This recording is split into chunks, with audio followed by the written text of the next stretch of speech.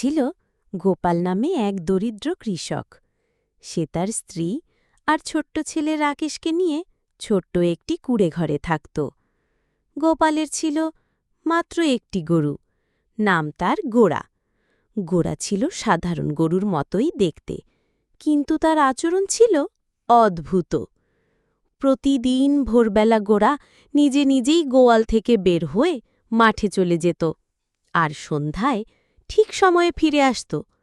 গোপাল অবাক হয়ে লক্ষ্য করতেন, প্রতিদিন গোড়া এমন এক জায়গা থেকে ফিরে আসে যেদিকে তার জমি নেই। একদিন কৌতূহল সামলাতে না পেরে গোপাল ঠিক করলেন তিনি গোড়াকে অনুসরণ করবেন।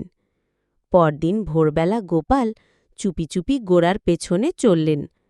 অনেকটা পথ হাঁটার পর তিনি দেখলেন গোড়া একটি পরিত্যক্ত ঝোপঝাড়ের দিকে এগিয়ে যাচ্ছে।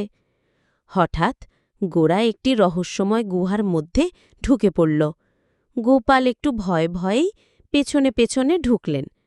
গুহার ভেতরে ঢুকেই গোপালের চোখ ছানাবড়া। সেখানে এক অদ্ভুত আলোয় ঝলমল করছে চারপাশ। গুহার মাঝখানে ছিল এক বিশাল সোনার হাড়ি, আর তার পাশে দাঁড়িয়েছিল এক বুড়ো সাধু।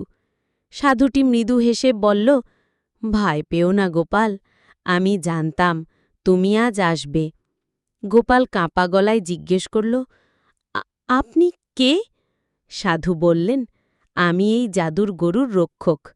এই গোড়া সাধারণ গরু নয়, এ এমন এক গরু যে প্রতিদিন সোনার দুধ দেয়।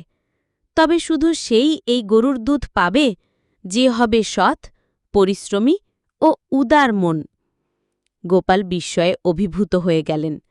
সাধু আবার বললেন, তুমি একজন সৎ কৃষক, তুমি কখনো কাউকে ঠকাও না, তাই গোড়া তোমার জন্যই বেছে নেওয়া হয়েছে।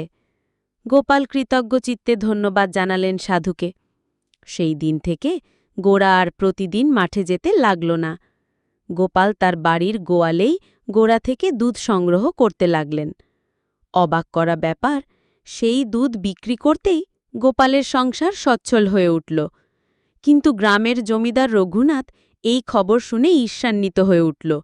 সে এক রাতে চুপি চুপি গোড়াকে চুরি করে তার বাড়িতে নিয়ে গেল। সকালে গোপাল গরুকে না পেয়ে খুব কাঁদলেন, কিন্তু কিছু করতে পারলেন না। পরদিন সকালে রঘুনাথ তার চাকরকে দিয়ে গোড়াকে দোহাতে বললেন, কিন্তু কিছুই বের হল না।